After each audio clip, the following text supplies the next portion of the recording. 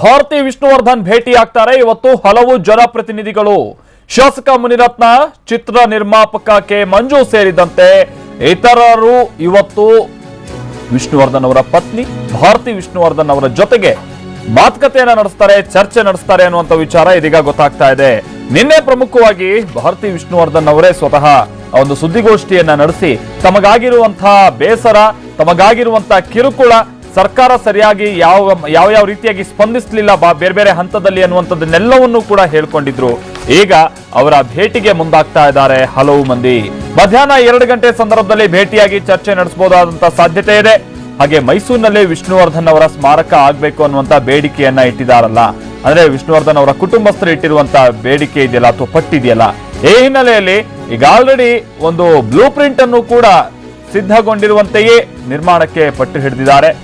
ಅಭಿಮಾನಿಗಳು ಸೆಲ್ಫಿ ಅವ್ರು ನಿನ್ನೆ ಹೇಳಿದಂತ ಮಾತು, ಅಭಿಮಾನಿಗಳು ಸೆಲ್ಫಿ ತೆಗೆದುಕೊಳ್ಳೋದಕ್ಕೆ ಮಾತ್ರ ಸ್ಮಾರಕ ಸೀಮಿತ ಆಗಬಾರ್ದು, ಸ್ಮಾರಕದ ಮುಖಾಂತರವಾಗಿ ಜನರಿಗೆ ಉಪಯೋಗ ಆಗಬೇಕು ಅನ್ನುವಂತ ಒಂದು ನಿಲುವನ್ನು ಅವರು ವ್ಯಕ್ತಪಡಿಸಿದ್ದಾರೆ. ಒಂದಷ್ಟು ಸಾಂಸ್ಕೃತಿಕ ಶೈಕ್ಷಣಿಕ ಚಟುವಟಿಕೆಗಳು ನಡೆಯುವಂತಾಗಬೇಕು ಅನ್ನುವಂತ ಒಂದು ಮನಸ್ಸನ್ನು ಅವರು ಹೊಂದಿದ್ದಾರೆ. ಇತರೆ ವಿಚಾರಗಳ ಬಗ್ಗೆನೂ ಕೂಡ ಎಲ್ಲ ಚರ್ಚೆಯನ್ನ ನಡೆಸ್ತಾರೆ ಅವರು. ಸೊ ಈ ಕುರಿತು ಮುನಿರತ್ನ ಹಾಗೆ ಕೆ ಮಂಜು ಅವರ ಜೊತೆಗೆ ಚರ್ಚೆ ನಡೆಸ್ತಾರೆ. ಅದರಲ್ಲೂ ಕೂಡ ಇವತ್ತು ಭಾರತಿ ವಿಷ್ಣುವರ್ಧನ್ ಅವರ ಕುಟುಂಬಸ್ಥರಲ್ಲಿ, ಅದರಲ್ಲೂ ಪ್ರಮುಖವಾಗಿ ಅನಿರುದ್ಧ್ ಅವರು ಮುಖ್ಯಮಂತ್ರಿಗಳನ್ನ ಭೇಟಿ ಮಾಡಬಹುದು ಅನ್ನುವಂತ ಒಂದು ಮಾಹಿತಿ ಇದೆ. ಮುಖ್ಯಮಂತ್ರಿಗಳನ್ನ ಇನ್ಫ್ಯಾಕ್ಟ್ ಅವರು ಭೇಟಿ ಮಾಡೋದಕ್ಕೆ ಹೋಗ್ತಾರೆ. ಅದಕ್ಕೆ ಪೂರ್ವಭಾವಿಯಾಗಿ ಇವತ್ತು ಚರ್ಚೆ ನಡೆಯುತ್ತೆ ಅನ್ನೋದು ಗೊತ್ತಾಗ್ತಾ ಇದೆ. ಈ ಕುರಿತು ವಿಷ್ಣು ಅವರ ಪುತ್ರಿ ಕೀರ್ತಿ ಅನಿರುದ್ಧ್ ಅವರು ಕೂಡ TV9ಗೆ ಮಾಹಿತಿಯನ್ನ ಕೊಟ್ಟಿದ್ದಾರೆ. ನಿನ್ನೆ ಬಹಳ ವಿವರವಾಗಿ ಮಾತನಾಡಿದ್ದರು ಕೂಡ ಕೀರ್ತಿ ಅನಿರುದ್ಧ್ ಅವರು.